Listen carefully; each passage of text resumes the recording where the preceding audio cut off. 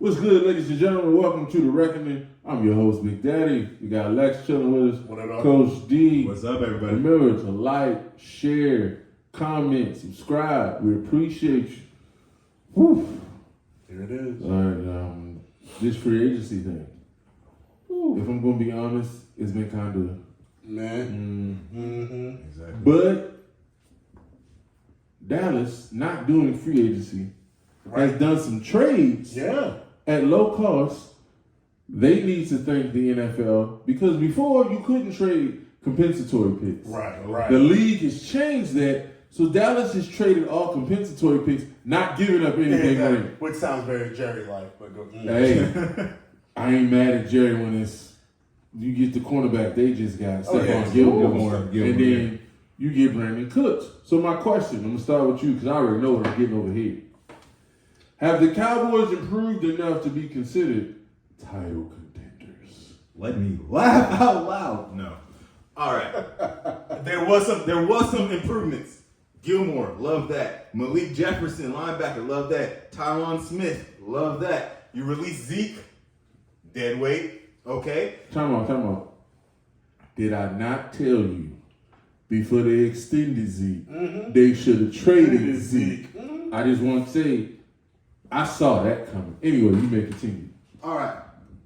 There's one pickup that really just like boggles me, and that's their new OC, Brian Schottenheimer. You see, you about to preach now.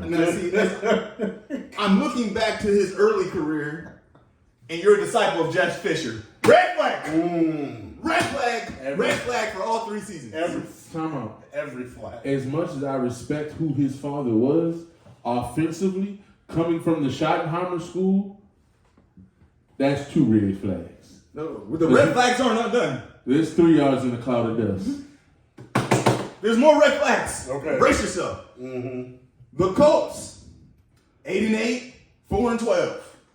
You're the offensive coordinator. The Seahawks, this was after the Super Bowl appearances. No playoffs, wild card exit, divisional round exit. What I see Pete Carroll do with Geno Smith, it means you had no say-so. You had no influence on Russell Wilson at all. Oh, red flag. You're the offensive coordinator with Urban Meyer in Jacksonville. That was a bunch of mess. Then you're a consultant with the Dallas Cowboys. I didn't see what consulting you were done, and then you get hired. This is Jerry doing Jerry things, and Dallas Cowboys giving us another same as last year, same as the last 20-some years that y'all ain't won a dang Super Bowl. But your fans is hyped. Let's go here. So, this is what I think. I think the Cowboys are now the tie for the second best team in the division. Because you know who about to be the number 2 team in the division? The Giants. The Giants look. The Giants scare me. You believe in Brian Dable and what he's doing? Oh, yeah. We talked about it. Wait, we talked about this initially. You wasn't feeling. I was like, I want to see what the Giants could do. And the pushback came from this side of the table. First off, have I ever said anything about Brian Daboll and his acumen? Seeing what happened. No. But you question whether they would be competitive. I still question. The question is Daniel Jones. That's the question. Listen, I don't think Daniel Jones ain't worth $40 million. But let's also remember, Daniel Jones threw for less than 3,300 yards, and his career high is 13 touchdowns, which he did last year. 13.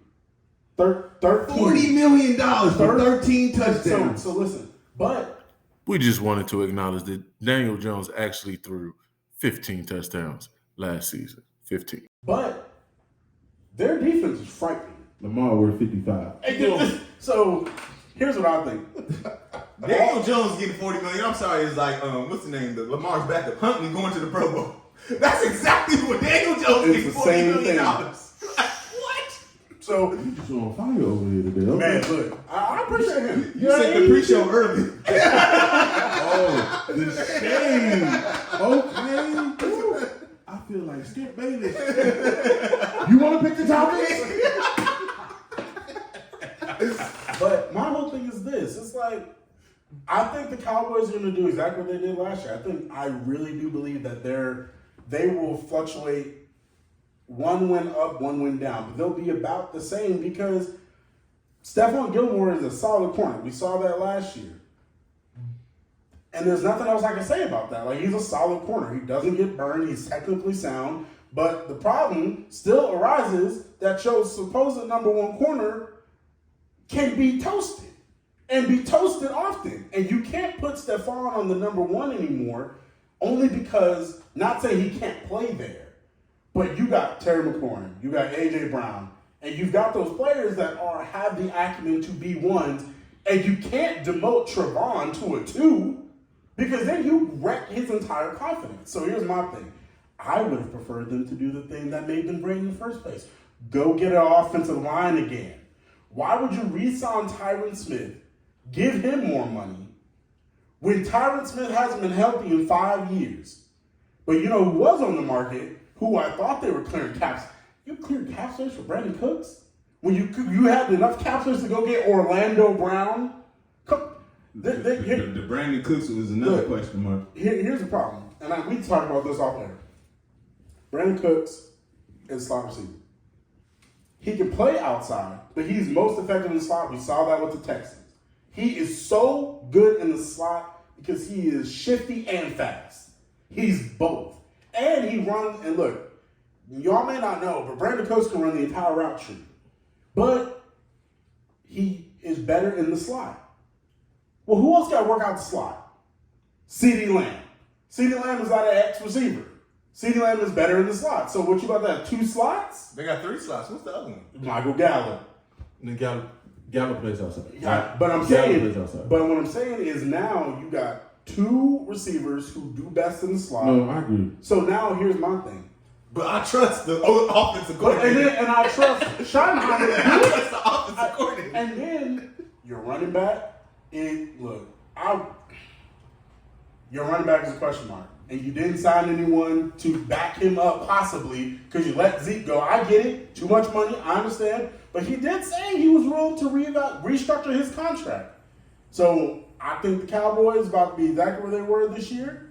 Maybe 1 win up, 1 win down. But look, I just don't see it. I don't see it this year. All right, here we go. I don't feel like they're contenders, but they're moving in the right direction, and I'll tell you why. I have to be fair to Jerry, and I think sometimes Jerry's low-hanging fruit, and we're unfair to Jerry. He's an easy target. Tyron Smith has been hurt the last 5 years, right? You know who else been hurt the last 5 years, and they keep signing him? David Bakhtiari.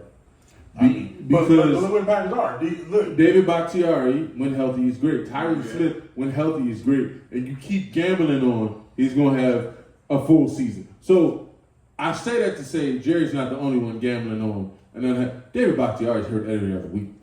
Every other week. So I think the offensive line still needs work. I totally get that.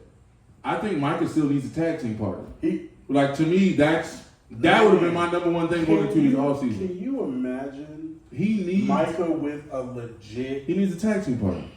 When you can't just focus on him, and you got to worry about this guy over, and when I say worry about, 12 sacks or more. That level of guy. And then the corners, you can have second-rate corners when you got pass rush. They need to address the tight end position via the draft, which I expect them to do, but they got to hit. Because Dak loves his tight end. You let Dalton Schultz walk. Because Dak loves the tight end. All right, so then you need another running back. And having said all that, is Dak the quarterback that can make the plays necessary to win the championship? I think he is, but here's the caveat. I don't think Dallas can be a championship team if Dak's their best player on offense. Oh, okay. So you're kind of going the Joe Flacco route. Like, he can't be your primary, but he's good enough to get you there. Okay, fair enough. Because I saw that happen in Philly. Mm-hmm. Last year they got to a Super Bowl. Yep. The Nick Foles Super Bowl win. I saw it happen with Baltimore. I saw it happen Peyton Manning in Denver.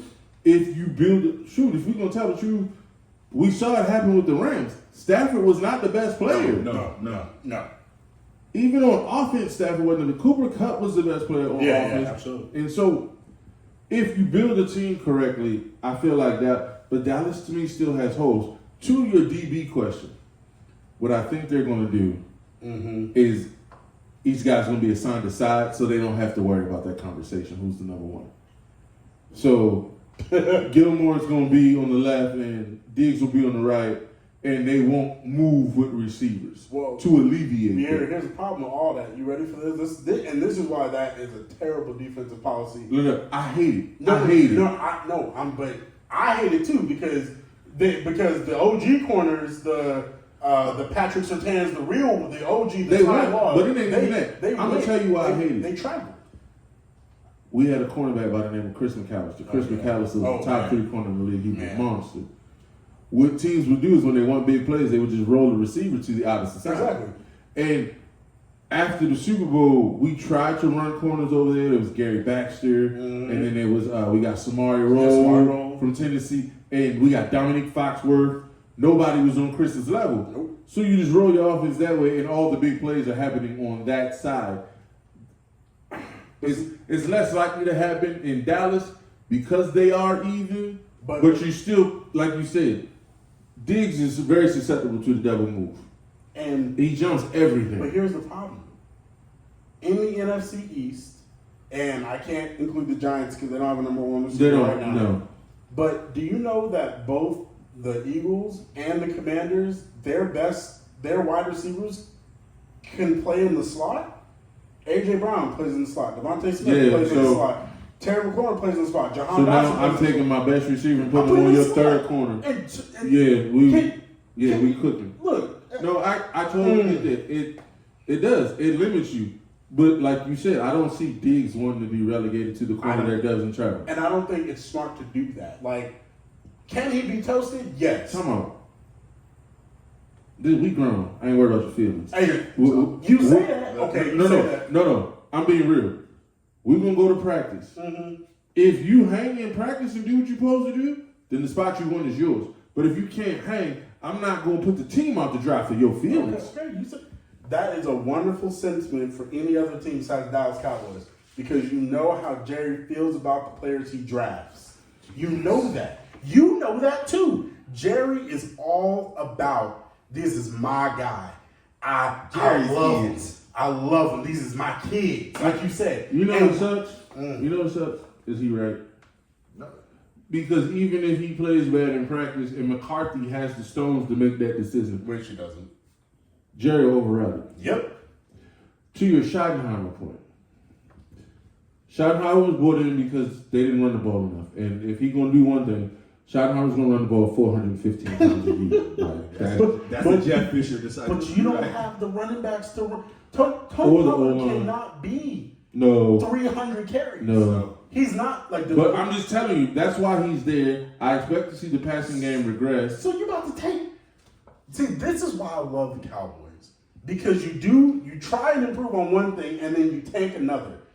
You're paying that 41 this year? 42.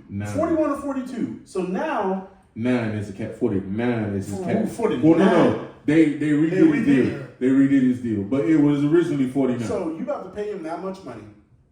And then you won't throw the ball as much, which is telling him, I don't trust you. Which is fair because he was tied for league interception. If he hadn't missed 5 games, he easily would have thrown over 20 picks because he threw 15 by missing 5 games. But to his credit, that does not turn the ball over. But he also doesn't do. I mean, this is the first year he's had over 10 picks in his entire career.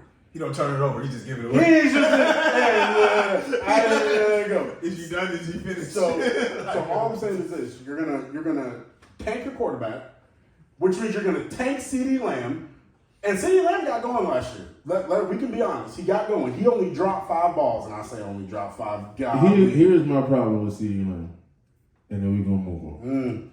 My issue with CeeDee Lamb, I could talk about this forever, is that he seems to only do well against average to below average competitors. That's fair.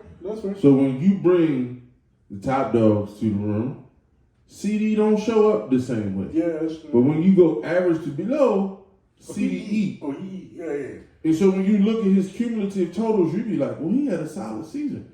But you look at, he had 140 on this one. He had like, it adds up to be cumulatively respectable. But when you watch it on a game by game, And let alone when I need this third down, where were you? Mm-hmm. So you mean Dallas makes it to the playoffs, No. but someone doesn't show up? This is what you did.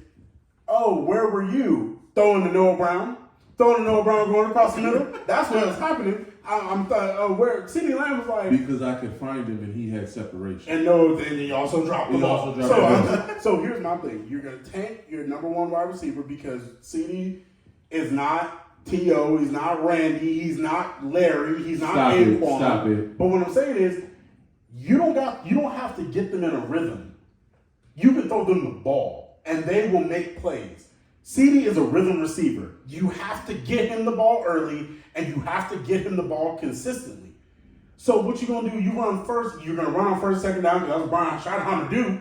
I'm gonna run the ball for a second down. I might run it on third down. Brian Schottenheimer will run on third and long. I'm not joking. So that's my. So I'm not joking. how he getting these reps? Can you listen to How he getting these reps? Listen to that. How he gonna get reps? If he's a rhythm receiver, you want what? I will say, this is what I'm gonna say. The Cowboys will average 28 to 31 attempts a game in passing. I'm locking it in right now. It is March 20th. We got about 5 months for the season starts. They are going to throw the ball less than 35 times a game. With that O-line and that running back, as we see, the running team currently constructed, another Dallas Cowboy year. Free agency isn't over. All right, moving on. Help us, God. We're still talking about him. I don't want to. It didn't happen yet. It ain't my fault. I know. So the man came out the cave and he said when he went in the cave, he's 90% sure he's going to retire. He came out 90% wanted to play, and he decided he wants to play for the JETS. He was only there for 48 hours. You think 48 hours? Come on now. Your life can change in 48 In hours. 48 hours? Come on. I was going. It's $60 million on the table, my guy. Hey, It's $60 million that he didn't want going in, but he wanted coming out. Right. All right. So, is he going to end up as a Jet? I'm gonna start with you. you know what? I was about 98% sure he was, but I don't know if it's gonna happen. Mm-hmm. And here's the reason why. Because, well, two things. I got these two things. One is a theory, and one I'm pretty sure is fact. Okay. I'll start with the facts. The New England Patriots came with a 1, a 2, and a 3rd in the next draft. The Jets were thinking more along the lines of a 2, and we could get Aaron, maybe a 3 in the next draft. But now the Packers like, whoa, hold on a second now. We got 1s in the picture. I'm not think about that. So now that's the reason why I'm like, well, the Packers still hold the cards because I ain't gotta trade you. Nope. So and the Packers at the point where like I will just eat the cat and spite you. That's where they're at now.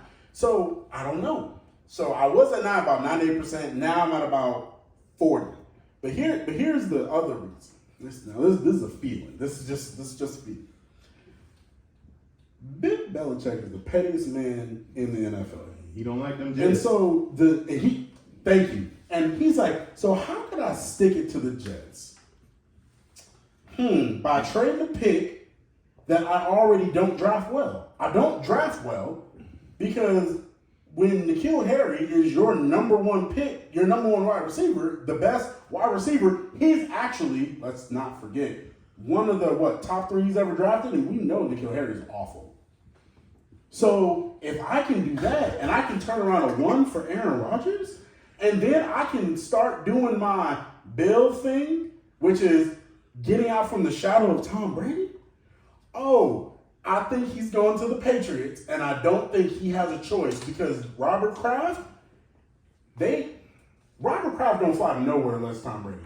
You better take yourself up here. You better bring yourself up to and they flew to him. So I feel like Robert Kraft is saying, yeah, go ahead and trade that 1 for Aaron Rodgers. Let's start getting back on the mountaintop because the Bills? He's like, the Bills and the Jets were better than me last year? Oh, I can't let that stand. So I think it's going to be the Patriots at the end of the day.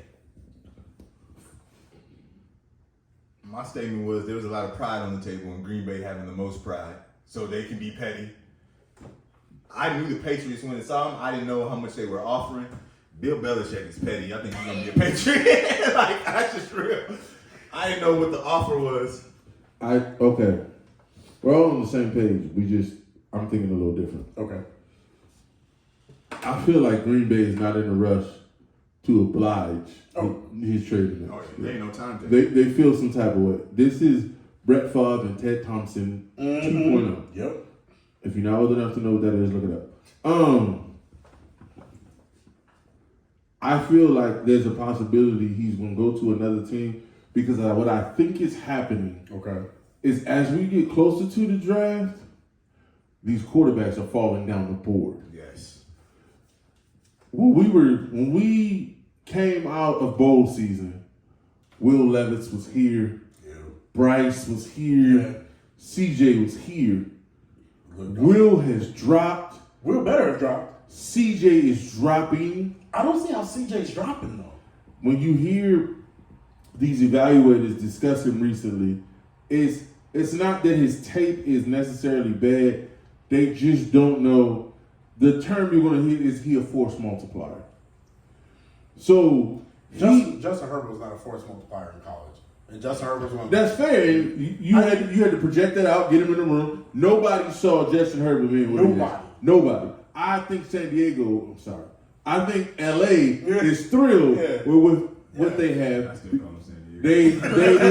They didn't see it coming, and I think people are looking at CJ and saying, "Okay, you had one of the best offensive lines in college. You had a track team. You definitely had the best receivers in college." And what they're scared of is, are you Justin Fields 2.0? But I think that's unfair because we don't know what Justin Fields is because he consistently dies. It's unfair and it's fair, and I'll tell you why it's fair. He got no weapons. No, but I'm gonna tell you it's unfair and it's fair. Two things can be true. Okay. Here's why it's fair. Ready? Name me an NFL Pro Bowl quarterback that ever came out of Ohio State.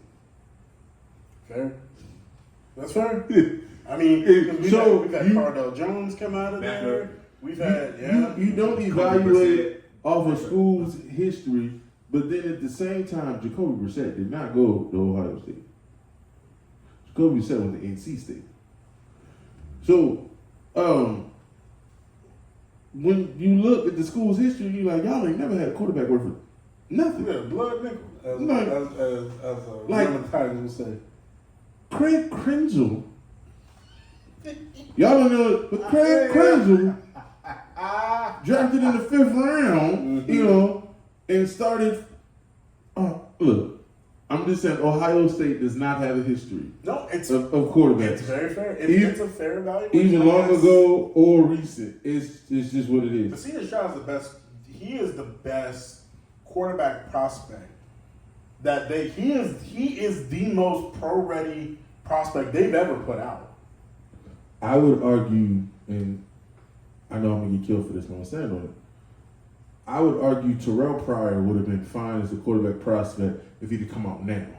He was born too early. With his skill set... Terrell Pryor was one of the most inaccurate quarterbacks I may have ever seen. You know who else was inaccurate? Who? Cam. You know who else was inaccurate? Josh Allen. When you put him in the right system, I'm saying if Terrell Pryor completed 60% of his passes at Auburn. Now Josh Allen completed 58% of his passes. I'm saying if you had told me that Terrell Pryor would get put in a system that is favorite to him, he played for the Raiders and looked decent. Did he have like an 80-yard run one time? People were like, oh my God. So, if you were able to play for the Raiders when it was dysfunctional, by the time we got to the Browns, they moved to wide receiver. He had a good wide receiver. He was. So, my point is, like always, it's about fit and where you go. Yeah. The league is looking at these quarterbacks and like, if Aaron can give us 2, we'll wait. And I'm telling you right now. But they weren't going to get any of the QBs anyway at their pick. They weren't going to get any of them. No, but that's what I'm saying. I'm not talking about those teams. Oh, you're talking about teams. I'm talking about teams at the top of the draft board. Well, so if you're Houston and you're like, I don't like CJ Stroud. You see what I'm saying? What you about to do with David Mills again? No, but what if D'Amico says, okay, we don't like Stroud, so we're going to trade the pick? Well, then someone else is gonna come up and get something. No, but what if I trade the pick to Green Bay? Ooh. You see what I'm saying? But why would you do that when you have Jordan Love? No. So you trade Aaron Rodgers to the Texans for the two? Exactly. Now you with me. He would be pissed. Aaron Rodgers retiring. Well, but that's the level. Yeah, that's the level I think he does have. he He had could be like, he Okay, could walk away from $60 million. I'm going to take that risk. I'm going to bet. But you can't trade him. You can't trade him. He retires though. No, that's fine. But I'm going to bet on $60 million. Aaron Rodgers can talk all he wants to. $60 million? Look, I would. Look, let's talk about money real quick. Bring my heart joy to see this. Y'all see these Funko Pops up here. We love movies too. We just haven't started the movie podcast yet. Wait, hold on. If you see our collections that you have every week, put in the chat what's the favorite Funko Pop that you've seen us have, and what's yours? Go ahead. There you go. I like that. I'll put that on the Spotify poll. I got you. Okay. All right. So there's a guy. It's your boy. Was it Bruckhammer? And he was like, there will be no more Transformers movies after 3. Right. And the studio kept saying, Michael Bay, director came. Rockham is the producer, but yeah. Here go a truckload of money. Like $50 million to direct just 2 more. And he was like, huh? He said, how much? But I don't. Here you go. And we got, what we on? This number 6 about to come out. Number 8, 9, 10, I don't know. No, it's 6. Right, it's 6. This is He the wanted to stop at 3. We on 6. And that don't count the Bumblebee spinoff. Oh, God. Money talks. That's fair. That's all I'm saying. But he went into the darkness and he didn't want me. And he came out one that 60 million.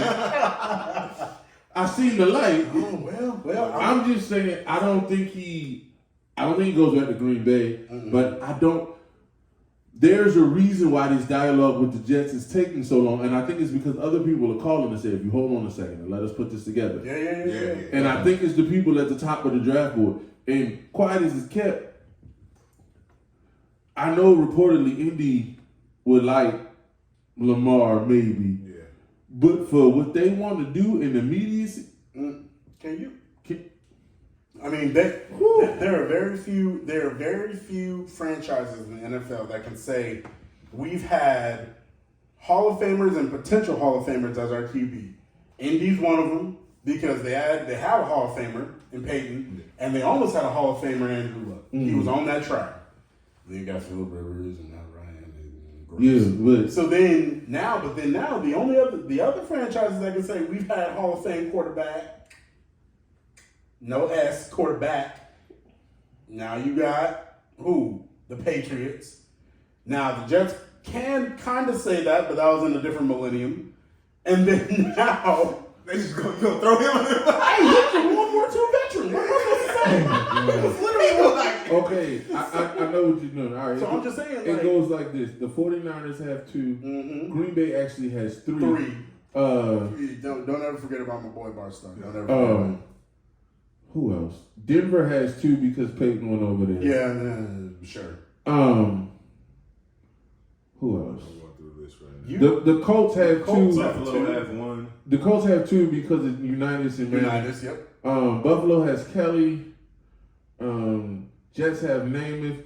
Dolphins have 2, Bob Greasy and Dan Marino. Yep. The Browns don't exist. I don't think Eli should be in the Hall I of don't Fame. think so. He's a Hall very good, but he's going to get in just off of GP. Cincinnati doesn't have one. Nope. The Titans don't have one. Houston doesn't have one. Detroit. Jags. Detroit don't have a Hall of Fame quarterback. Pittsburgh got Bradshaw. Pittsburgh got Bradshaw and Big And Ben. Big Ben, he'll get in. So yeah, there's a couple teams. I'm just saying. I look at the Colts and I say, ooh, that's interesting. And if you're selling it to Aaron, if I put Aaron Rodgers' name on this roster, we win this division in the walk. But that's not going to happen. Not in the walk. Your defense is atrocious. Your defense is awful. Your defense, Their defense, the Colts, their defense gets better because he puts you up by 14. no, he doesn't. Aaron Rodgers didn't have. Aaron Rodgers had zero 300-yard games last year, right? I don't need. With them receivers. I don't need. What, 300 first yards. off, hold on. You ain't about to. No, Dotson is good. He just. No, but there was time in development, but I ain't gonna count last year. You got Michael Pittman. And nobody else. And nobody else. You don't have a tight end. He gonna have to grow some receivers. But I still say. And you think Aaron Rodgers can grow receivers?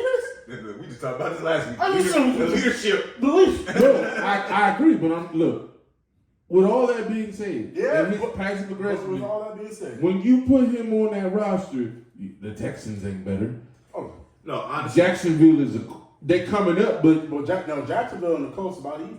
the Washington don't have a high pick, but I will send him to Washington or. well, there is a rumor that Dan Snyder wants to do something to where he brings them in, but the new owner has to pay the bill because it wouldn't be on him. Yeah. Speaking of which, Snyder cleaned out his offices and stuff this week, so it should be impending. But we'll see. If I put a percentage on it, I would say Jets 51%, anybody else 49%. Okay. If you asked me a week ago, Oh, I was It's all Jets. Yeah. it was probably 70-30 Jets for me. All right.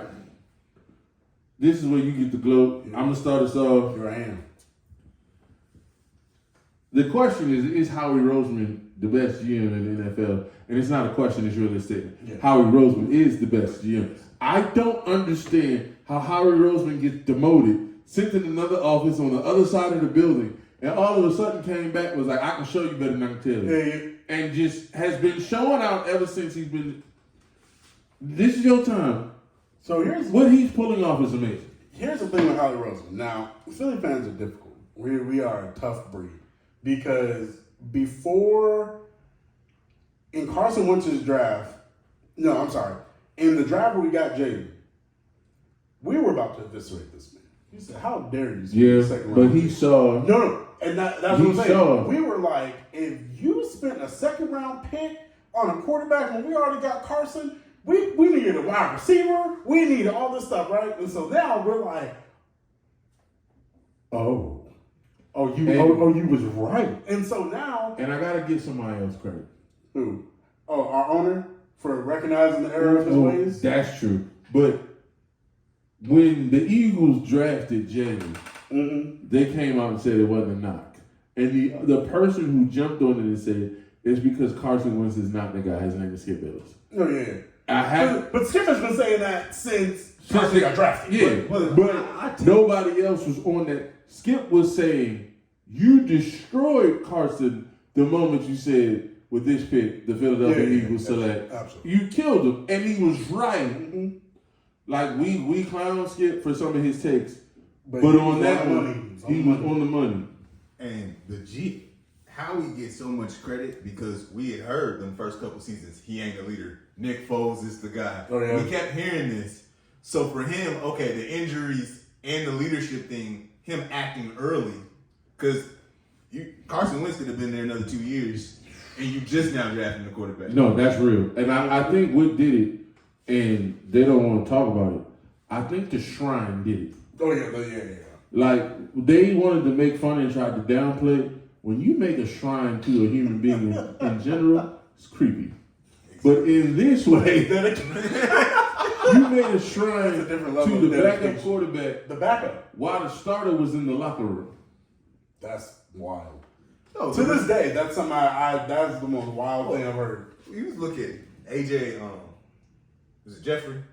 Alshon Jeffrey. Alshon Jeffrey, yeah. Nick Foles is our quarterback. Like, it was immediate. Like, the Carson Wentz thing, like, he did not have the locker room. It came out. So, Howie gets great on that.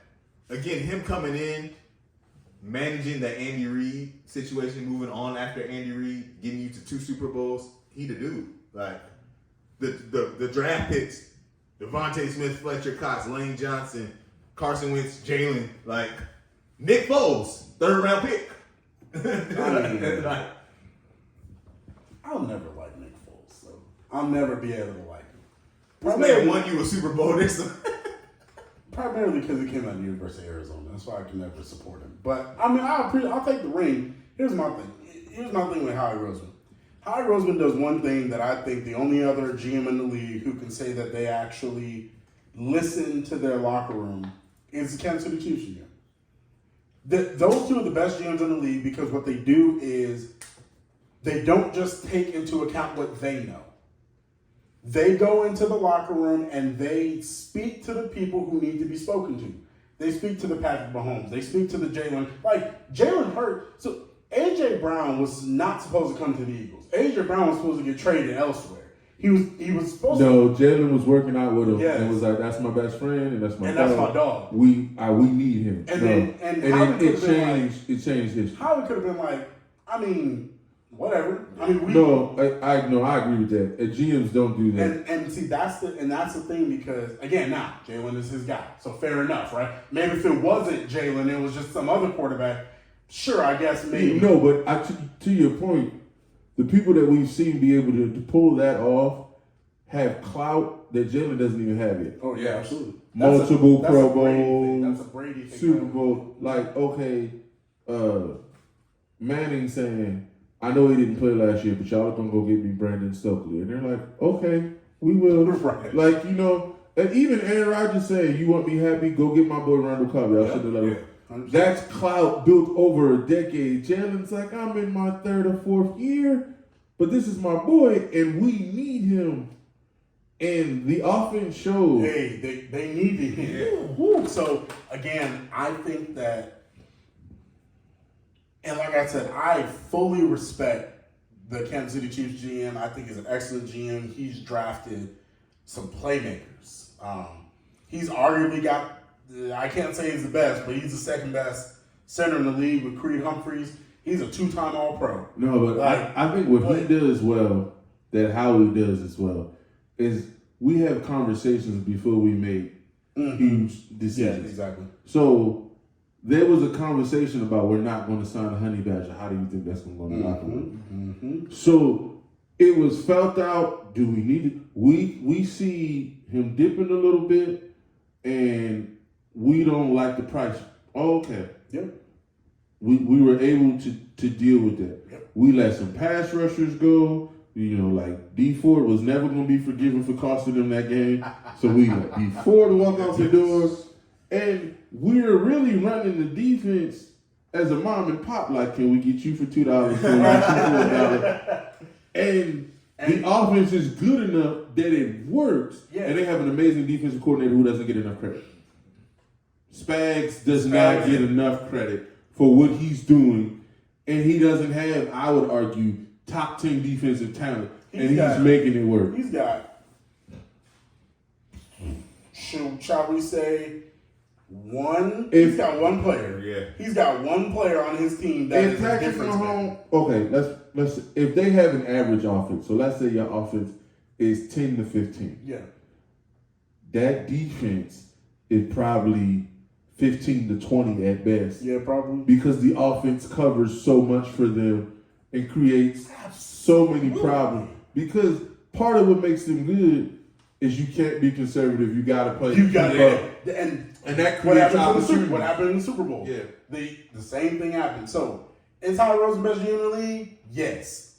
Why is he the best GM in the league? Because what he does is he says, I am not going to get into a pissing match with players. Like, he's like, listen, like, again, you went out, got Bradbury again, re-signed Slade, and then... How did he... But see, that's important, because most players would have been in their feelings and wouldn't have been able to redo that. Now, and he was able to get Bradbury to redo that. Yeah, absolutely. But here's the other thing, and this is where I give him all props, and I'll give it to y'all about this. So Darius Slay was gone. You know where he was going? He was going to the Ravens. The Ravens had already reached an agreement with Slay. They reached an agreement. It was a 3-year deal. It was a 3-year deal. That's why I was like, he's gone. I was like, I hated it, but I was like, man, I would love to see him as a Raven. Because the Ravens my second team. I was like, man, but fair enough. But then, do you know what happened, though? He had agreement in place, 3-year deal, but then the person that came to him was his wife. And his wife said, can you get what you want and we can stay? The person who reached out to Howie wasn't Darius, it was his wife. Mm. And she said, what can we do? Don't want to move again. Yeah. I don't want to leave. Yeah. And so Howie said, well, this is what we can do. 2 years, $41 million. I ain't gonna listen. I ain't mad about 2 years, 40, and I got 26 guaranteed. Yeah. So I'm not mad at that. But see, that takes a GM to be like, because the GM could have been like, nah, the player can reach out to me. No, I'll do it the him, GM, so. even worse, the GM's like, oh, I got leverage now. You don't Yeah, want to leave. yeah. And like for you, it's one less year, but I'm still giving you more money. Look, I'll be honest with you. As a Ravens fan, it hurts to hear, but at the same time, nothing makes sense to us right now until you fix what needs to be fixed. You know what, man? That's a true story. Because That's a true story. Ain't GMing like that. you know, with things the way they are, we could have a 2000 Ravens defense right now. Like, if you don't have that piece on the offense, no disrespect to Snoop Huntley, but he ain't taking you nowhere far. That's just what it is. So, All right, shout out to Howie Roseman, best GM in the NFL. All right, here we go. NBA, I'm going to you first, Coach. let's go, Coach. What the Sam Hill is wrong with the Celtics? Oh, this is St. Patrick's Day just passed. They were supposed to get fixed. Well, this is a tale of defensive injuries. Robert Williams has played 22 games this whole season, the anchor of their defense. A center who can guard all 5 positions. We got 10 games left, and he probably only going to hit half of those because his knee hurts. Why does his knee hurt? Because the Celtics told him it can't get any worse for the second season. Just keep playing on it. Why do these players listen to these teams? Like, Why you keep listening to the Celtics? I gotta do Because the Celtics are selling you that if you do this for us on the back end, we'll reward you. And we don't pay attention to the Isaiah Thomas story. No. Isaiah, all you gotta do is look at Zion when it comes to knee injuries, lower body injuries. Don't play him. You better sit your behind down. Go ahead, Coach. But like Robert Williams done. Marcus Smart, reigning defensive player of the year, missed some time. I think he missed about 20 games this season. Mm-hmm. Al Horford, who's Mr. Fundamental, knows his job on defense, gonna get you some points. Didn't miss some games. No. We gotta stop. Can we say what Al Horford is? Al Horford is a leader. Al Horford is a leader. Amen. It is the reason why in the preseason I was campaigning for the Warriors to move Draymond for Al, because Al would have been right for that locker room. Al is I know he not flashy and it's not pretty, and you like, oh, this is old school, but Al is solid. Fundamentals. Consistent fundamentals. Al been gone, and this is when, all right, Jason Tatum, who's supposed to be the leader of the team, the star, the potential future MVP, you started slacking. Now, you could slack before because you had those defensive pieces around you. When they missing time, you can't slack on defense. Same thing goes for Jaylen Brown, too. Y'all are reverting back, and I don't want to go at the coach because at the beginning of the season, you kept everything together and everything like that. But it could have been Ime held you guys more accountable than what Joe Mazzulla is allowed. Okay. The Joe Mazzulla point, it's too early. I don't want to answer yet. I don't. That's why I want. Some of the stuff that I'm hearing out of Boston, specifically though, the people who are with the team every day, is that Joe Mazzulla depends too much on analytics. He's a numbers guy, and he leans too much on that things like 2-for-1s at the end of quarters and stuff like that, and then you giving up fast break points the other way. Like it doesn't always break in your favor when you're the numbers guy. But from my perspective, I am not a fan of load management. I don't think it's great for the NBA. However, Jason Tatum seems tired. Oh, he been carrying. And so I think he's in a slump right now. He's shooting horrible. He's not playing well. I think before the playoffs, we got about 10 games left. Everybody's some up higher, some's a little lower. So about 10 games on average, I believe he should probably sit at least 4. So Let's see if they can. Because here's the thing. If he sits 4, they may fall a spot, but you're just going to fall to the 4. Like, you're not falling to the play-in. And I don't think they care whether they've already slipped to 3. So that's the thing. We know the injury, the Robert Williams plays into this as well. I think if Marcus Smart is able to come back by the end of the season, they need to play with some lineups because another problem that they're having is they got too many point guards. Yeah. Oh yeah. So you got Marcus Smart, you got Derek White, you got Malcolm Brogdon, and then really it's been weird. Derek White, who some consider to be their best ball handler, Derek White is like their third most important player. They've been DNPing them and playing them small minutes in the fourth quarter, and it's so my solution to this is let's try a lineup where we go Marcus Smart, Derek White, Malcolm Brogdon, Brown or Tatum, and then put a big in there, and let's see what we can do. So it's a smaller lineup, but let's see if we can outrun some teams, or if we can lock some teams down, get some defense turnovers, some easy buckets. Yep. Because when you coming down, Tatum, it's your turn.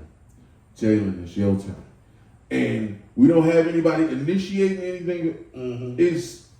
It gets predictable, easy to defend, and then y'all are taking these highly contested shots. True. And when they go in, they look amazing. Don't get me wrong. But you don't want to make a living off of that. I can't hate when bad shots go in. Because then more bad shots are coming. I can't stand that. So you guys kind of highlighted what I have seen from the Celtics the last 10 games.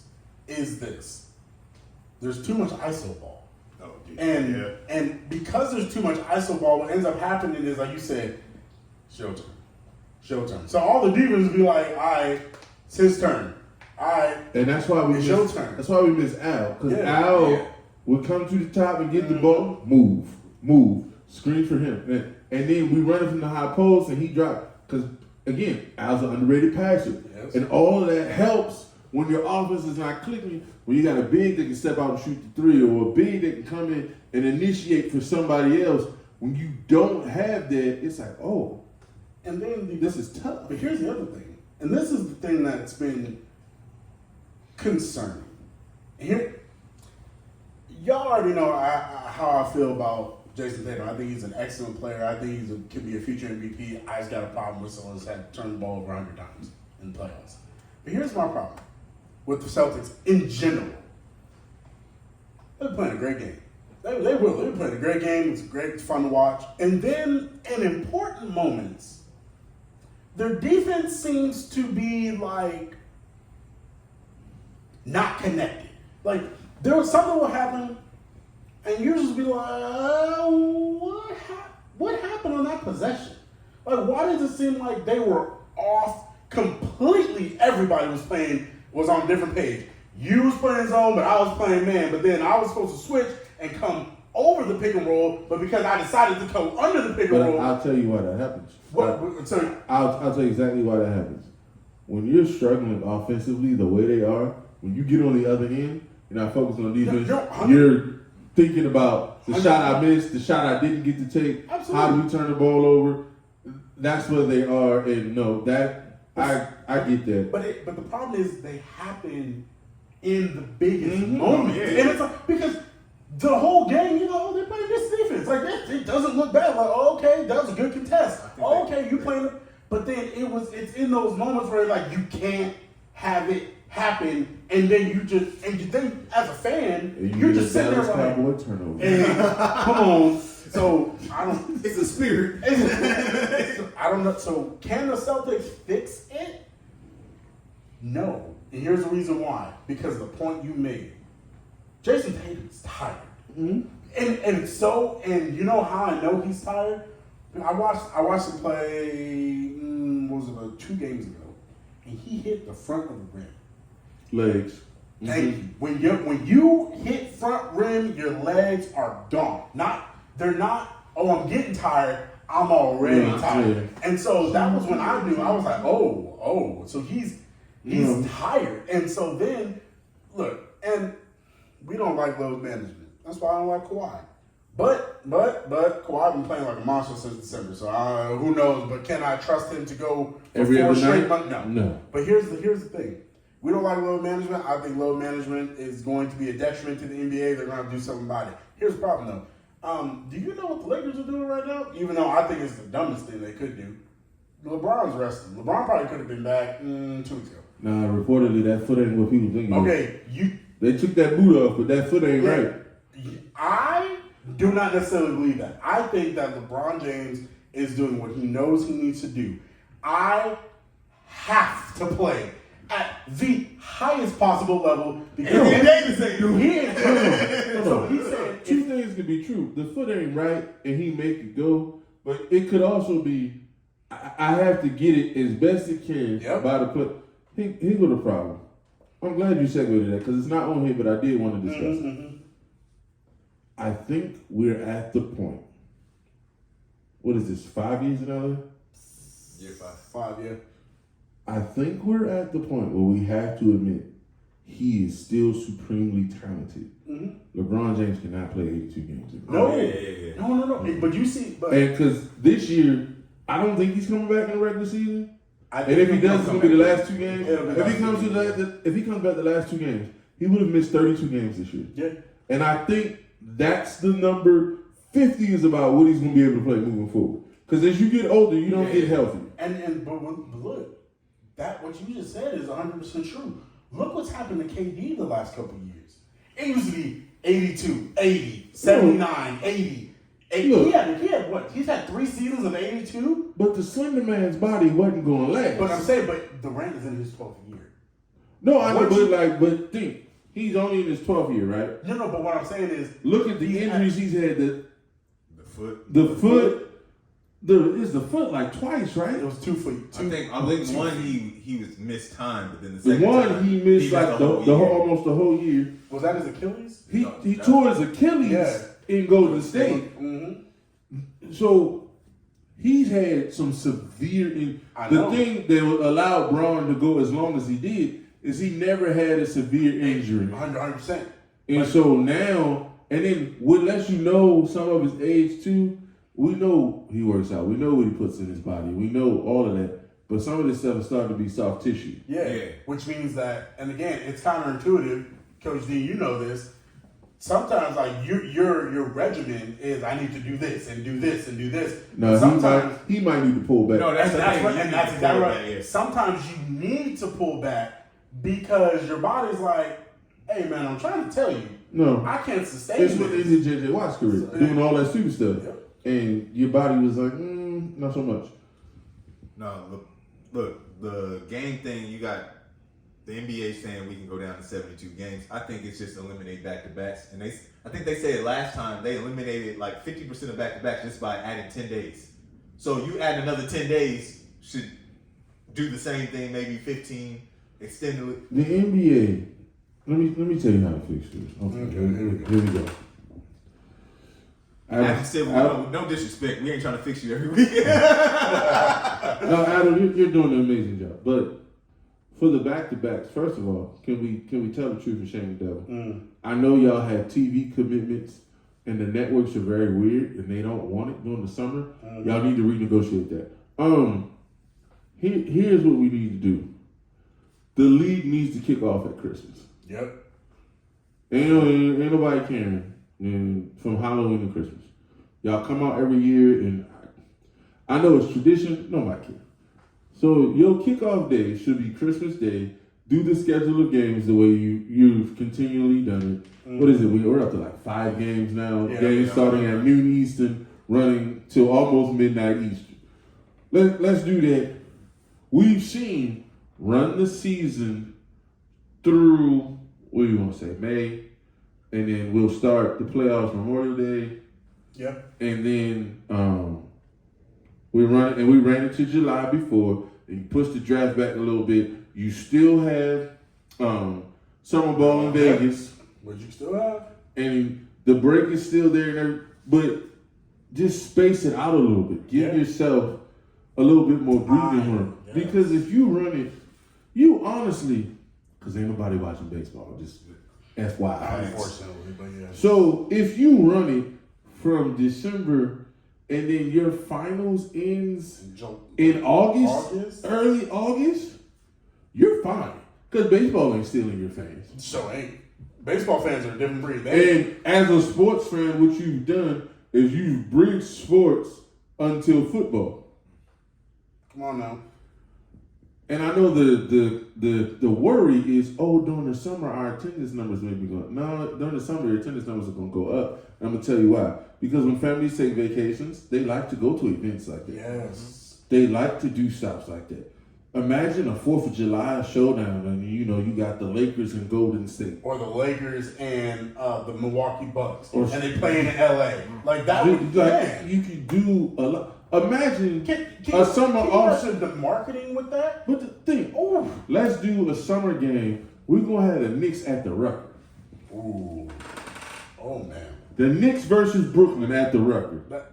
That just sells itself. Mm-hmm. Gotta think different. So I think there's opportunities for the league. I think back-to-backs the league has to just say no. The back-to-back just can't happen. And I think if you schedule out, that's the other thing too. I think we should schedule forward a little bit. Yep. Take a little bit from college football. I was gonna say, yeah. Uh-huh. With college football, some teams are scheduled out 5 years, but normally college football you're scheduled out at least 2 years in advance. Mm-hmm. So it's preset. You don't have to worry about getting in the way of this event or how do we schedule around the Taylor Swift concert. Like it's already set up. Right. Okay. I like that. I see where you're going with that. Okay. All right, real quick, we're gonna run through these next two, and then we'll get to the best wide receivers in the draft. All right. Is Philly or Milwaukee the best team in the East? Right now, the way they playing, I'm going Philly. Embiid needs to play more defense. He get these slumps in mid third quarter, but Philly, Tyrese Maxey coming off. Wait. If Milwaukee, Hold on. You want me to average 34 points a game, 14 rebounds a game, 2 blocks, and you mad because I take a breather for 5 minutes in the third quarter? You sound like Stan Van Gundy. Dwight Howard tells an amazing story where he's leading the league in rebounds and leading the league in blocks. And Stan Van Gundy comes to him and he does an impression. I'm not going to try to do the Stan Van Gundy impression. But it's a high-pitched impression. And Stan's like, I need 4 more rebounds for me and 2 more blocks. He's like, I'm averaging 15 rebounds and I'm averaging 4 blocks a game. And Stan's like, you can do more. All right. I hear you. We got 10 games left in the season. This is what I need you to do to be a playoff team. This is what I need you to do We're to the win the second championship. ranked team. Like, What does that mean? Denver number 1. What I need you to be is ready for the playoffs. No, exactly. So I need you with 10 games left to get in playoff mentality. You need to be shutting these fools down. Embiid needs to be Embiid. I think Shaq is the one that said you should be increasing 20% of your points, 20% of your effort when the playoffs come. Shaq believes that if you're a great big, you should be 28 and 15. Yeah. I want to throw out for the record, Shaq was never 28 and 15. Then he was amazing, but he was never 28 and 15. I also want to throw out, yes, Shaq did improve his scoring during the playoffs. He would go up to 30 or over 30 points. This is true. Everybody ain't the Diesel.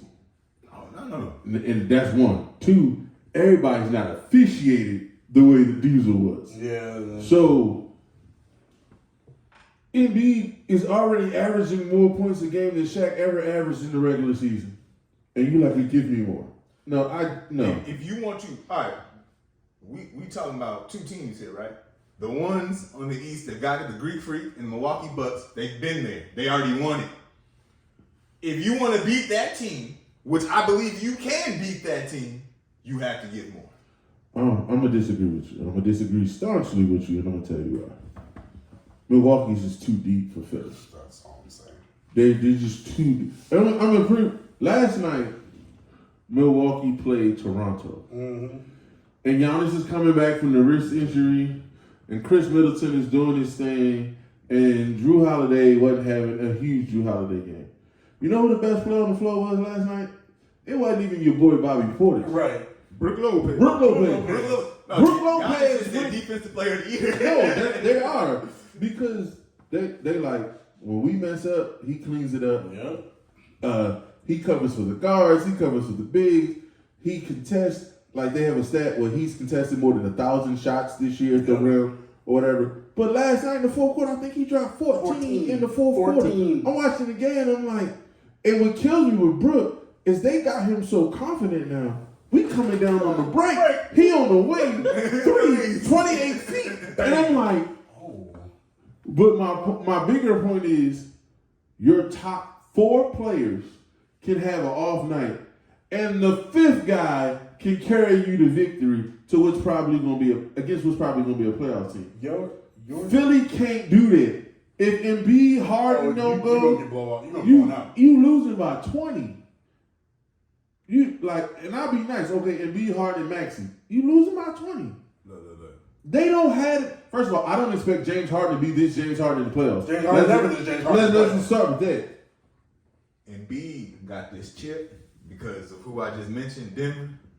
I think Embiid, and he healthier. Because last year, remember going into this time, he fractured his wrist or the tendon tore on his thumb or something like that. I feel Embiid coming to prove a point. Okay, two things can be true. Let's say Embiid Milwaukee plays, right? Mm-hmm. Philly versus Milwaukee. I will surrender to you that Embiid is probably going to go 38-14 that series. But I'm also going to tell you they're going to lose in 6. I don't see them having enough. We got to stop making it Embiid versus Giannis. No, Giannis got a squad. Mm-hmm. Giannis got a squad. Look, right now, me is Embiid versus Jokic. They not going to see each other in the finals, but that's what it is. But my thing with that, Embiid eats Jokic for breakfast, by the way. Right, but coach, listen. Is Philly or Milwaukee the best team? They ain't got Embiid is the best player this year. If Giannis hadn't gotten hurt. If Giannis not hurt, Giannis is winning MVP running away. But here's the problem. Is Embiid the best player? Sure. Absolutely. Yeah, I'm sure. I'm taking him. But what is the Philly about to do with Chris Middleton? What is Philly about to do with Brook Lopez? Man, I saw Grayson Allen, who I cannot stand, go for 25. And he had this is the scary part. He had a positive plus minus. If Grayson Allen is gonna give you a positive plus minus, what you about to do? It is nothing against Embiid. No, all right, so they just added your boy. Trey Crowder, 9 points. Not Jay. Not Jay. Who? Oh my man, Dragic. Oh man, I don't care about that. No. This was gonna happen. The point guard's gonna get in foul trouble in the playoffs, and Gorgon Dragic's gonna come off and hit you with that YMCA game. He's gonna be like, that old man. He's gonna put you on the block, fade away with that lefty. No, Gorgon Dragic, I guarantee you, is going to secure them at least 2 playoff wins. Okay. That is a sneaky, nice pickup. And he hungry for his shit because he was pissed about Brooklyn. He went to Brooklyn. Yeah, and he was like, they weren't a team. They weren't. No. He wants it. Everybody should have known that. But go ahead. All right, so I'll sum this up because I'm saying Milwaukee is the better team. They got the veteran, they got the experience. Okay. I believe Philly can beat them because they're hungry. You say 6? You say they? I'm being nice. Oh, okay. I was about to say. I'm giving respect to Embiid for 2.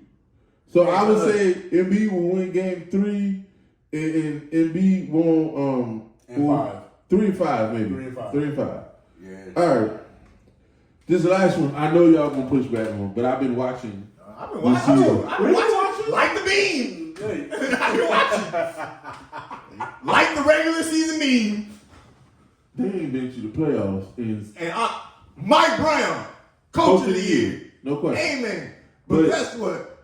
When you look at this West, who I'm supposed to be scared of? This one, health. I'll put this asterisk of health. When I see this West, there's no one you need to be scared. I think Sacramento can sweep Denver. That's how good offensively they are. But a veteran Golden State Warriors and a healthy veteran Golden State Warriors and a veteran you're not about Lakers if you will beat Sacramento. No. I'm gonna tell you what the problem. I'm gonna tell you there's a couple problems with your logic right now. The Golden State Warriors, you just started with it. That fantasy is over, and the reason why. Can I finish before you be a wife and make all these things? Let's go. The reason why is because Golden State is not going to turn on a magic switch and win on the road. So if they beat Sacramento in all the home games, they had to go to Sacramento 4 times. They're not beating them on the road. I think veteran experience. Sir. This Sacramento. So where's been the veteran experience all year? Where's been? Keeping them afloat to the playoffs. Because every time I look, Clay getting cooked And the only thing he can say back is, I got 4 rings. rings. It don't have nothing to do with right now because they living in the past, and that's why they ain't winning. Coach, they live. So Sacramento coming out the West? Listen, sure. Because ain't no other team in the West is scary. The only team that has a chance is Phoenix if KD is right. Oh, I forgot. Look, That is a it. healthy Phoenix. That is it. Don't be Sacramento. They not deep Well, enough. the bench. No, look, this is what I'm not favoring Sacramento, but I'm saying they need to be in the conversation. Yeah, absolutely. They being disrespected because Denver is slumping. Yes. Oh, yes. Denver is slumping, and all of a sudden, When Casey Pope, who's your third, fourth best player Yeah. on the start, he like, we can't keep. When the fourth best player speak up and say we ain't winning, there's a problem. people starting to say Murray was a bubble. Oh, woo. They like that was a bubble thing. Uh-huh. I'm like, yo, they calling you TJ Warren 2.0. Woo! No. It's already talks that you might be traded in the offseason. No, I get why. Like he ain't been the same. He ain't been. And Look, ever since that Instagram video came out, he ain't been that same guy. But look, it's one of those things. If you trade him in the offseason, I wouldn't be surprised. But technically, this is his first year playing back. You've been gone 2 years. This is your first year playing. I ain't got time to wait for you. I know. I agree. No, I agree. look, But I just don't think he could be traded I'm to not- be an all-star. I'm not saying Sacramento the favorite. Like, okay, but see, we got these fake hopes. So like, the Lakers are like, if we get the player in this one game scenario, No. They're like- Let's say get 7. I'm worried. they're like, if we get one, we know Anthony Davis is going to eat up Jokic. We think we can beat Denver. And here's my issue. I don't know that Anthony Davis or LeBron James can last 7 games physically. Well, I'm not even being funny. No. Look, here's my thing with this. Golden State got No. they ain't got a hope and a prayer Mm-mm. because they are set. Okay, all right. And today is March 20th. I'm gonna remember this roll of the eye. They are 7-29 on the road, and you know what? I agree And guess with you. what? They 29-7 at home. That is definition of mediocre. That's average. I agree. You veterans with 4 rings. These 4 rings that they And can. Dylan Brooks out here cooking you. Dylan Brooks is cooking you. I used to be a Dylan Brooks fan, so I say I don't this, know why. I was before they started coming up and Memphis started getting that credibility. I saw a hustle. He played defense and all that. Then you let it go to your head and you start making stupid plays and your IQ ain't there. So no. But at first I was a Dylan Brooks fan. So you I don't care about Dylan Brooks. Dylan Brooks, Shannon Sharp was about to whoop Dylan Brooks down on the spot. You done the whole truth. But I don't care about Dylan Brooks. Memphis, I don't care about Ja coming back. You've created too much. Memphis is about to look. Memphis with everybody in the West. Look, if Ja Morant comes back. if Honestly, Ja Morant- barring health. All right, another person. Again, health. Clippers will beat Sacramento. listen, Y'all got a lot of faith. Listen. I'm happy y'all made the playoffs. Listen. I'm happy. Mike Brown, Listen. congratulations. Listen. Darren Fox, I was out on you.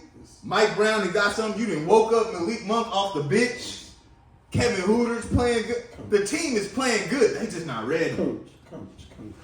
You just gave credence to the Clippers. I want you to really sit back and think. That's about how much I don't believe Sacramento going. Top Listen, second round. You talking real loud for a dude that said Brian Daboll was not about to be coach, was not a good coach. Okay, I'm just telling you. This is the West. If they was Like, hold up. Hold up. At the say, beginning, it was Daniel Jones. Now this man made magic. He made miracles from heaven to make Daniel Jones credible. So we talking the NBA right now anyway. I'm Daniel Jones. Hey, No. all I'm saying is that You don't believe in Daniel Jones this year. I surely do not. But, If but I they believe get in the- Brian Daboll. Did I not? But if he don't get the miracle Did I from not? heaven on Daniel Jones, you ain't gonna say the same thing. But you are talking about the Kings as though the West is the East. The West is awful. The West. Wait, hold on. The East is awful. Okay. Wait, hold up. Let's settle down. We are talking about the top seeds. Who The East is the a facade after 3. No, we agree on that. But what we're saying is there are championship caliber teams at the top of the East And the West are none. The West is the NFC. I said what I said. It's true. The West is the NFC. No. You know what the West is? The West is the NFC North. Look, That's what the West is. I wouldn't care if you said Dallas came out and they look a mess. I wouldn't care. I told y'all that trade wasn't working. That wasn't working. Look, Oklahoma City Thunder. If they, I would believe that. I just don't see Sacramento keep the high. Is them going to the second round. If Denver is slumping, and no other team in the West, the most consistent team in the West in the last month has been the Kings. I just want to ask you this question. Just don't write it off. Facts over feelings, okay? Are the Sacramento Kings as good as 2 years ago Atlanta Hawks? They better. That Atlanta Hawks team got to the conference finals. With no experience, being young, having done it, they got there. That's all.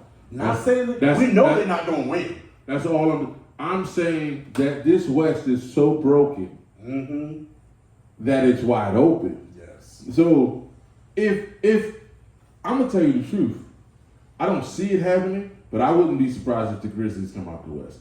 I don't see it happening, but I wouldn't be surprised if the Clippers come out the West. And what I'm trying to do is be fair. We talk about all these other teams. Sacramento has been the most consistent team in the West recently, so they should be given some respect for that. Wait, hold up. Now, my point of view, Denver's been the most consistent team until the last 10 games. I ain't giving them no credence either. So, I've been disrespectful all year. I don't believe in Denver. I gotta respect that. You're right. So, Sacramento, again. And I'm gonna say it again. I give you Sacramento. Memphis 2 years ago. That's what Sac is. Like, y'all come even last year. Like last year, y'all. Yeah. They was worried about Memphis last year. I give you that. I just don't. But look, Golden State wasn't making the finals last year. Better record, better everything. They weren't making the finals last year. No one had that. Some people had Memphis beating them. And I'm just the veteran team. but that Golden State team was better. Oh yeah. That Golden State team had a better regular season. They were defensively better. They were defensively deeper. excellent. So But two things come back. One, Gary Payton been nursing. He been rested. healthy, man. But he been rested. Portland tried to play him through it. He been resting. Andrew Wiggins pissed off. I'm not touching that. No. He pissed off. You don't think he gonna come back with some chip? No. Andrew's not coming back this year. That man, you know, everybody he not coming back. And I'm not 50 like. No, I don't even. I don't want to make fun of that. I did. He not coming back. And quiet as it's kept, we knew going into the year they was gonna miss Peyton, but the people didn't think they was gonna miss they missed Otto Porter Jr. Yeah. But he ended up injured in Toronto the whole year. So, but my point is, production. You miss the length on defense and the versatility on offense. He can get a bucket. And it changed their team. Kuminga didn't grow the way they thought they could grow, and I'm gonna say it again. Your boy Steve Kerr has not developed anybody because your boy Wiseman was in Detroit. And I watched the game the other day. He balled. 23-12. Cookie. I'm just Him and K cut. Yo, when K next year, Man. Ivy, like that team gonna be nice next year. That team gonna be real nice. they gotta learn to play defense, Yeah. but they ain't developing nobody and go to take the South Pool. Look, I'm just saying, be fair to the Kings, and you over here like, ooh, like the light or the beam, whatever the same hill is called. Like the beam. Look, No. Did I expect Mike Brown to get y'all in the playoffs? Yes. Did I expect y'all to be top three playing? seed? No, not at all. Again, I'm respecting you, but you know, playoff is a different season, and veterans and but experience. they got some vets on that team. Huter has been in the playoffs and was in the conference championship. Harrison Barnes has a ring. They got a couple of veterans on that team. And look, and sometimes, and I'll just be honest. Harrison Barnes ain't got them to the playoffs. Well, look, No, you right. Time out. Harrison Barnes. But I'm saying that veteran experience ain't worked in their locker room. Harrison Barnes should never be your best player, and he's not. But here's my thing. But sometimes, and you made a really good point. That Hawks team, sometimes youth Yeah, I'm just playing. I don't know that I'm not supposed to be. Exactly. Yeah. And so, do I think that they gonna do anything? I personally don't know because this West. And that's the point. It's That's so the entire point. bad. I just don't know. Right now, Sacramento versus Golden State. And they about to cook Golden State. Wait, Golden State at home? No. Then they gonna lose, and it's not gonna be pretty. But All look, right, that's here we go. We got to close up shop. We have been going through the top draft prospects. We've been fighting about this because somebody is Bama biased.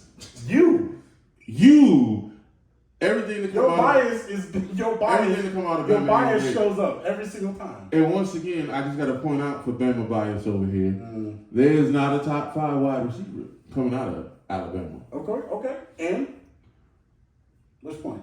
I don't know. You They believe, not- they- you believe everybody You- that starts on that team That's not true. should be in there. That's not NFL. true. You can see my list right now. You see any Alabama people on this list? I'm surprised. No, I'm no, surprised. because I give credence where credence is due. You talking about a 5'9" safety? Get out of here. You're just talking about. No. That is not what happened. I was talking about a 6'4" safety, and you was hating Look, because he's gonna be the best safety in the draft. it's not. But that's the look. Whatever. I just want you Wide to give receiver. credence Here where we it's go. due. See, Everybody keeps saying it's Quentin Johnson, and I know why they say it's Quentin Johnson. I think it's Quentin Johnson. Because Quentin Johnson is 6'4", he's prototypical style. 215. He can run. 4.40. He looks the part. Yeah, you do. But he ain't had nobody play quarterback against him in the Big 12 his whole college career. I'm just gonna say that. I mean, he's not wrong when he's talking about the Big 12 though. But go ahead. No, the big negative, you played Georgia. And Georgia shut you down. Georgia shut down their entire team. Though. Yeah. So I'm not gonna put that just on Man, him. they shut them down. Look, they shut the When you water play higher competition. Though, Yeah, right? but his quarterback couldn't breathe. Look, the Water Boys felt pressure. Like, And that's how no. that's how that game felt. Look, no disrespect. My wife watched part of that game with me. Mm-hmm. And her question was, these two teams are from the same division? Like the same level of competition? She was, That game was horrible. Oh, she felt bad. She's like, the kids from TCU is never going to forget this pain. Like, that's what because, what was it? It was like 33 to something. It was 33-7. At the second quarter, she was like, first half. And I was like, 28-3 first half. And I was like, oh, Lord. she's like, ain't no mercy rule. Like, so, Oh man. it was just a bad day for TCU. Like, they could play them 10 more times and It'll never be like that. they'd probably lose 9 of them times. But it's not gonna be like it's that. not gonna be like that. That was bad. That was different. Who's your boy? Who's your boy? I'm interested. Honestly, I keep hearing people say this is a deep wide receiver. It's not. It's not. Like, Especially when you look at these frail people. oh, that's part of my problem. They may be talented, but they small as all y'all. Mm-hmm. You know, he 5'10", he 5'10", he 5'11", he 5'11". I'm like, not that you can't play and be 5'11", that's not what I'm saying. But But your number one? when we look at 5'11s and say, okay, longevity and dominant careers, Not really. I mean, and then you He's supposed to 5'11", be an X. He's supposed to be an X, an outside receiver. you 5'11", and they ranking you in the hundreds. Not saying that these rankings are right or whatever, but so I'm gonna go like this. Okay. Jordan Addison I like that. out of USC. I'm gonna give Quentin 2. I think Jackson Smith And Jigba. and Jigba or Jigba, however you, no disrespect, I just messed it up. I think he's ranked too low. I don't see. Now I'm just saying I think he's a late first round pick. No. We're on the same boat. I'm not saying. What I don't want to happen is I think they're ranking him low because they think he's just a slot, which unfortunately that kind of is what he is. But that doesn't necessarily mean he's not valuable. No, that's what I'm saying. Like, Yeah. you're gonna say, oh, he's just a slot. Well, there's this guy in Dallas that we talk about. There's this guy with the Rams that we talk about. Like, listen. If you a dominant slot, you can do something. Oh, So absolutely. I don't know. But we just want to see what what he can be at the next level. Like projecting him, I get they're struggling to project him. So look, I'm gonna tell you the truth. Mm-hmm. I'm not excited about no receiver because I want one to come out. Yeah, you already and we already know who it is. Look, Marvin Harrison Jr. should not be penalized and made to go back to college next year. Come on, that's just the truth. Marvin Harrison Jr. If he came out right now as a top 5 pick, he might be top 3. He is that dude. Like we talk about Chris Olave and we talk about Garrett Wilson. No. He ready. Marvin. He was ready his freshman year in the Rose Bowl. I'm like, he was sitting on the bench. He wasn't playing. No, look. So it's hard for me to get up for these kids because I'm like, I'm waiting for next year. That dude is the guy. When I was studying tape, I keep like, Daniel Jeremiah keeps saying it's so deep. And it may be quality, but there's no stud. Quality for me is a B wide receiver. There are plenty of B wide receivers, which isn't a bad thing. B and C. But I don't know. Zay Flowers, I'm always worried because he's 5'10", and you stayed for your senior year, which right. And then look, Josh Downs, 5'10". I don't. Another big one, but injury problems. Cedric Tillman in Tennessee, 6'3", 215. Yeah, he's prototypical, but like you said, he played, but he ain't. But because of that 21 to 44 games. But because of that injury, nobody has him ranked in their top 100. He's gonna be at day 3. And if you can get him healthy, you may get something. Because again, he is of the bigger, body type. But you mentioned Jordan Addison, like that he's small. Yeah, man. I honestly feel like college has went to a new body type because we running so many bubble screens and jailbreak screens and stuff. So it's like, I need you to be shifty and be able to work in space. That's true. So the bigger wide receiver is being moved to other positions. Yeah, I mean, that's a good point. But but look, but the dogs in the league, those dudes that the AJ Browns in the league, CD ain't big, but CD's still 6'2". It's like okay, those receivers, the Amari Coopers of the world, those are your when I need a catch. I'm not throwing it and I can't even say Cooper Kupp because Cooper Kupp is like 6'1". So again, but when I'm a quarterback and I need a catch and I need someone, I'm not throwing it to Hunter Renfrow. I'm not. I'm looking at my one. I'm looking at Devontae. I'm looking at my tight end. I'm looking at Mark Andrews or Kyle Pitts. But I just want to elucidate this point real quick. So all the corners are the receivers 5'9", 5'10". The top 10 DBs this year, 6 foot, 6 foot, 6'2", 6'2", 6'2", 6'2", 6 foot, 6'2". Like, we're pushing the larger man to the other side of the ball. And those larger men are just as fast as these small men. And so why now and I'll get to my picks in a second, but I think it's very telling when you're seeing the re-emergence of top flight corners. And we haven't seen this many good young corners in a very long time. You got J.C. Horn. You got Sauce Gardner. You got Patrick Surtain. Sauce got everybody thinking they can come in and just do it from there. I know, but Patrick Surtain came in as a rookie, and he was a Pro Bowler. So it's like, you see these young corners, and they 6'1", 6'2", and they cooking people. They're like, look, and even though I don't take care for him, Jair Alexander, he's 6'2". But Jair can play. No, he can, but he got some mental side, because sometimes you be like, what, like you was playing against Eagles, he was in cover 3, and for whatever reason, if he had just kept his zone, he'd had a pick 6. But he stopped and he watched Jalen Hurts throw. It was like, what are you doing? But again, get your eyes out the back. But again, it's like these small receivers gonna come back to bite people. But who you got? Who you found? I got Quentin Johnson. I just think that because of his athleticism, he's going to be a problem at the next level. That's the only. Does he have the best hands? No.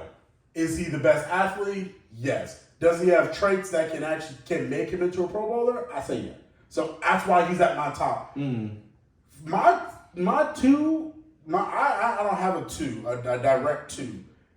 Addison and Njigba are right there. Here's my thing with Njigba. Do not draft Jackson and Njigba if you do not have a definitive role for your slot receiver. Do not do it, because if you do it, you're gonna put him in the same system as who was if you don't use him like the Cardinals used Steve Breston back in the day, then you're going to waste him. Is he your number one? Yeah, he can be. He can be that Cooper Kupp type. The problem is if you just try to run him on slants and these typical inside like option routes, you're not gonna get the best out of him. So I would draft him in the top 20. Me personally. I just want to get this on record.